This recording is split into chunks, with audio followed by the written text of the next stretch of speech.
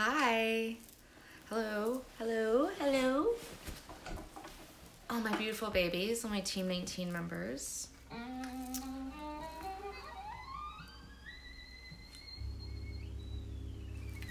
Tonight, we're listening to At the Break of Day. It's a record. I got it for $2. Okay. So, I just wanted to check in and tell you about seeing Jodorowsky, because I'm sure you guys want to know about me seeing Jodorowsky. So, I didn't see him at the Egyptian. I totally spaced and didn't get tickets, but I did want to see him at the Hammer Museum. I knew he was like going somewhere else, the Hammer Museum, to screen his new film, Endless Poetry. And his last film was called The Dance of Reality, and his last film was like part one of like his life. It's like some of this surrealist, psychomagical, alchemical healing movie about like him growing up and his life, and like him trying to kind of like, he's at the end of his life. He's like turning 89 soon, and so he's trying to square like the things in his life that like have always bothered him. And one of the big things in his life that's always bothered him is relationship with his dad. So the first movie is very much about how strict he was and like what it was like growing up, and like how it just like fucking sucked. Like he was just, like he was a very sensitive, artistic, creative soul in a very non-creative household that was very strict and authoritarian, you know, and patriarchal and very angry. And I really felt for him. And then this movie is like part two, where we talk about Jodorowsky goes through adolescence, becomes a young man, becomes sexually active, and then leaves Chile to go off into the world. So this is like young adult Jodorowsky. Adolescence through young adult Jodorowsky. And he's played by two different people. Like one is the boy who played him in the first one, who's shot up, so he's like perfect because he has like kind of, that boy's reached adolescence, so it's like great. And then also his son Aiden plays him, and for the rest of it though, like for most of the film, his son Aiden is playing him as a young man. And his other son Brontes is playing him as his dad, or not him as his. Brontes is playing his dad. So he's got two of his sons playing him and his father, and like acting out all this crazy stuff, and then like trying to like heal all this shit. So, and it's something that's good for all three of them because they believe, like, I don't know. Okay, that's a whole other side tangent. Okay, we gotta stay on track here.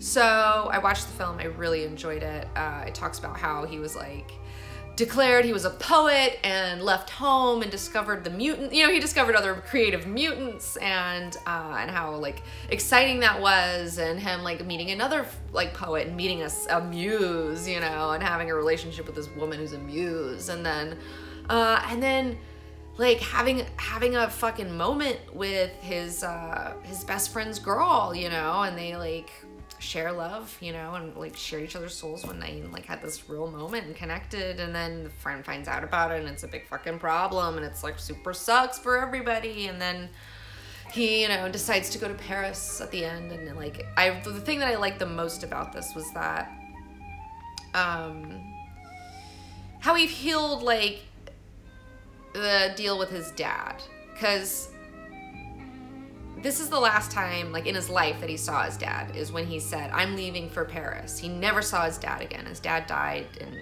he never saw him.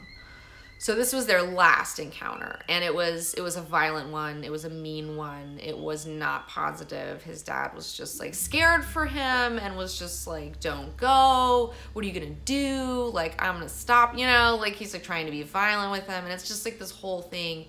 But then like Jodorowsky, like now as an old man, steps in over like his son Aiden playing him, and then like his other brother Brontes, who's right there, who are like fighting, you know, and he just is like, you know, see your father, you know, as a being. And like it was so great. Like he's like, because your father was like this, you were able to do this because he, you know, and all this. And it just like was really beautiful. I thought it was really great how he did that. And it's like he's really doing this for himself, and I enjoy watching it. And I would like to see part 3. I would like to see part 3 of this, like what happens when he goes to Paris and studies with Marcel Marceau, the mime, and then when he comes back to Mexico and he starts the Panic theater movement and like starts just creating chaos. Like he's just a creative chaos being, and just like wherever he goes, just like creative chaos follows, and it's just like, I know that life. Oh good. Sneeze, excuse me. Oh, they always come in pairs. So I hope I'm not getting the flu. I'm like, ugh, everyone's getting the flu around me. I'm just like, anyways. So I enjoyed the film. I didn't get to sit in the theater. I had to sit in the courtyard because by the time I got there was like a billion people in line, and I was there an hour and a half early, but whatever. It was totally fine. The courtyard is beautiful. I sat next to a really cool chick and her boyfriend. They shared their pizza with me, and we had a great night. It was fun. You know, it was so good. I met a viewer who was dressed as El Topo, and I was going to dress as El Topo, so we saw each other, and I was like, ah. And he was like, ah. But then he was like, oh shit, you're a comic book girl. And I was like, yeah, hey. So we talked. He was cool. I signed his Inkle book because he couldn't get Jodorowsky to sign it. Because Jodorowsky was just like the Q&A. It was like 5 questions and I'm out, you know. And they didn't do like a moderated panel about anything. He was just like, I'm tired. Like I'm almost 89. I don't fucking care. Which, God bless him. You know, I feel like that all the time, and I'm not 89. So it's like, yeah, like I get it, dude. And it was a disastrous Q&A. It was one of the worst Q&A. It was so embarrassing. Like I was just like cringing. I was like, oh no, like it was so bad. And I feel like Jodorowsky's gonna hate LA. He's gonna think we're all a bunch of fucking dickheads because these fucking tool bags who like asked like the worst questions.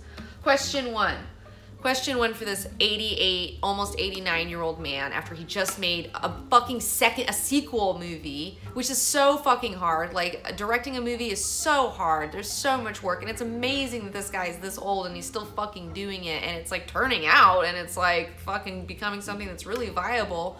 And like, this guy's just like, what's next? You know, what's next? And like, Jodorowsky, he was already over. He wasn't having it. You know, he's already grumpy old man. So he was just like, ugh, you know. I mean, I'm exaggerating, but like I could feel it. Like I just knew exactly how he felt. He was just like, really, like, I'm 89.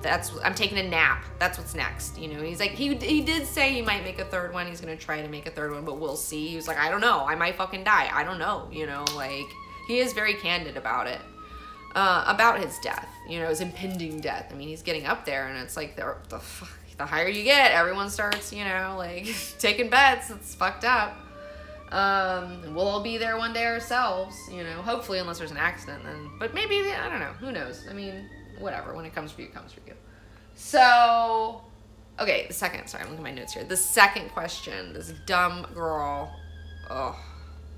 she was like, can you talk about the death process? The death process? And he's like, what? And she's like, can you talk about the death process? And I was just like, fucking, like, like in the court. I was just like, no. And like the girl beside me, she was like, no. And we were both just like, we're like, you're an old man. Can you talk about death? Like, it's just like the fucking word. I was just like, rude, awful. Oh my God, you know, UCLA, you are not representing right now. Like, UCLA is not the place for Jodorowsky, though. Like, he doesn't, like, I'm sure the Egyptian Q&A was probably fucking bomb because it's in Hollywood, and like, Hollywood's definitely, like, Jodorowsky has some Hollywood flavor. He could fit in there because it's like a lot of creative, artistic weirdos, you know, but UCLA, Brentwood area is not like that.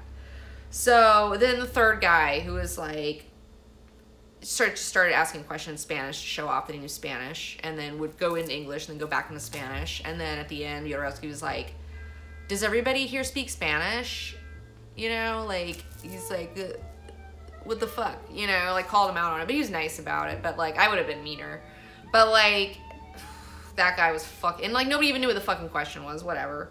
Then, oh God, then after that, it was another fucking girl, and she was just like, do you remember me? Like, I was an extra in something that you did, and I was at your house once, and like just trying to make this whole thing about her, like, you know what I'm saying? It was just like, oh God, Q&As, man, I'm always cringing during Q&As, but like this one was just like next level. And then like she asked some fucking question that didn't even make sense. I can't even remember it. And then like he was like, just talk to my wife and then Pascal, you know, and then she'll translate for me. Cause he was like, I don't even want to talk to this bitch. I don't want to interface with this bitch. So he put his wife up in front, and then she was like whispering in his ear, like, I'm sure she was whispering like, I don't fucking know, this bitch sucks, let's get the fuck out of here, Ale. You know, like, let's get the fuck out of here. And then she was like, you know, français c'est bon, like trying to be like, oh, I can speak French if you would want me to speak French to you. Like, and it was just like, oh God, now you're fucking bragging that you speak French. Like, you are the worst. Like, it was so like, and I'm out in the fucking courtyard, schlepping it in the courtyard, you know, I'm like, oh, these fucking dumb kids, like, it's like, you know, their parents like have a membership to the Hammer and like whatever, they got hooked up and they don't know what the fuck is going on. It was just like, just all these normies asking him like just the word, like just, oh. So that was really weird and kind of disappointing. I felt so embarrassed for LA. I was just like, I'm so sorry. I'm so sorry we disappointed you, Jodorowsky. I just really hope the Egyptian was better. I hope the Egyptian Q&A was better, but I'm sure it was. I don't have to like, anyways. And then, yeah, so that was it. And then I went home after that and I worked on some stuff and then I went to bed. So that was my Jodorowsky thing. I didn't get to meet him. I didn't even get to be in the same room with him, but I was really, I mean, it was fucking awesome. Like, I got to see a free screening in the courtyard of a museum and it was perfect weather and I was all bundled up and it was a beautiful film and it was great to just be near him. Like, it was really amazing. Like, it was really good. So, I did though, however, I did have to drive through a lot of traffic to get to him. I had to go through a lot of bullshit to find parking. And I did have to pee in the parking structure because like I was just like, I've been like in the car for like an hour and it was just like, and I totally got away with it and it was like really freeing. It was like a really cool experience. I was like, dude, I'm gonna go see Jodorowsky. Like, I'm a wild animal. I'm gonna go pee over here, and it was fine. Yeah. So, you know, that was that.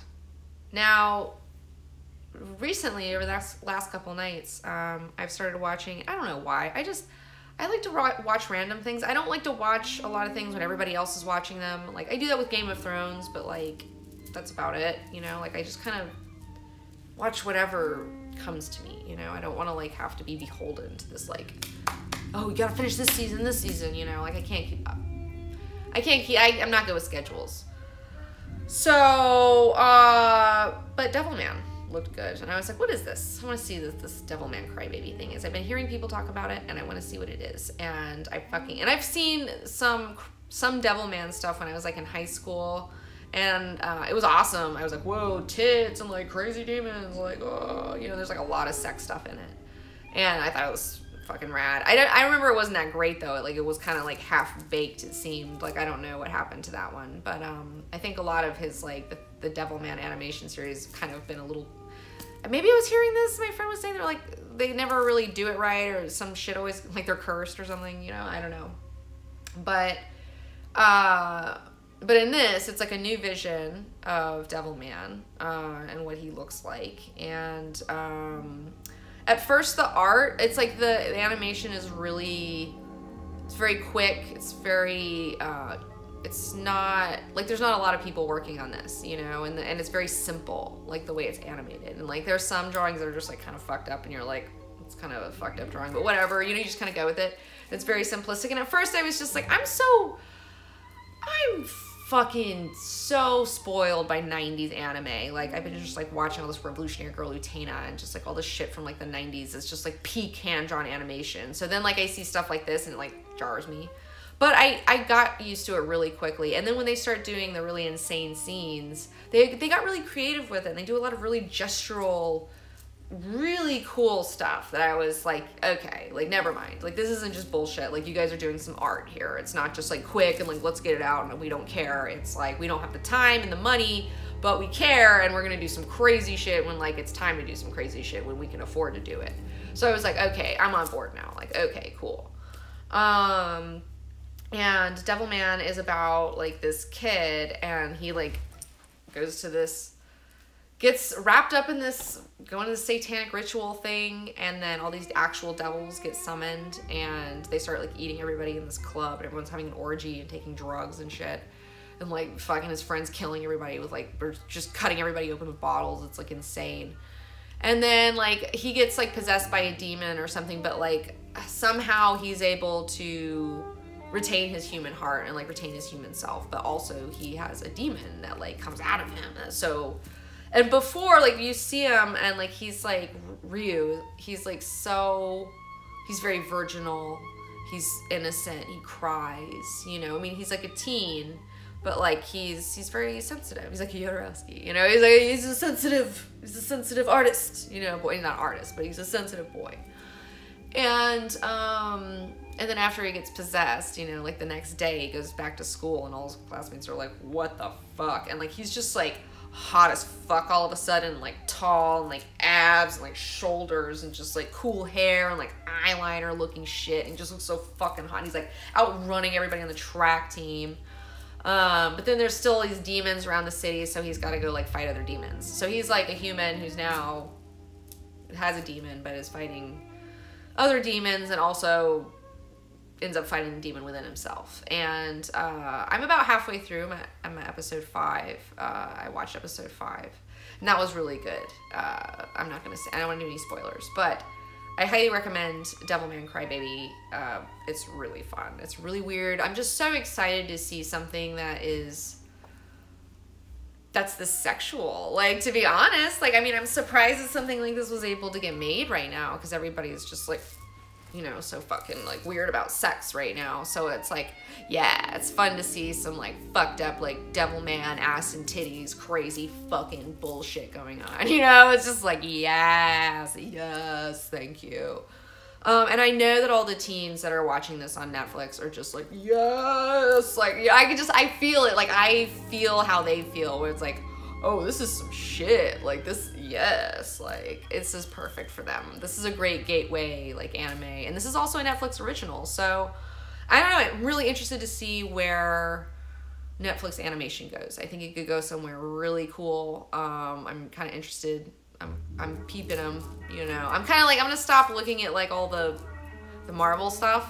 I'm just paying more attention to like their animation stuff. That's the stuff I'm more interested in right now. So, but anyways, so that's it. We're working on a big episode right now, so I'm really excited. Our big first episode of the year. In fact, today we did some work on it, and we got a little bit more to do, but it's almost there. So I'm really excited to share that with you guys soon. And also be on the lookout for my progress reports on my getting in shape for my Dr. Manhattan cosplay. I'm gonna start getting in shape, and I'm gonna start posting on Patreon my progress, and soon I will have my before photos to show you, and then I'll tell you kind of like what I've been doing, you know, and like we can have a discussion about it. But anyways, it was great to talk to you. You're my beautiful BBs. Thank you so much. I'm so excited for everybody who got a Watchmen box. They're all out in the mail. They should be all out by today or yesterday. I need to text my girl and find out for sure, but they should all be out. You should all be getting them soon, and I'm excited to fucking read the Watchmen with you guys. It's gonna be really cool. So I'm excited about having 2018 with you guys. I think we're gonna have a great year this year. So anyways, I will talk to you later. Goodbye. Let me see right here. Bye.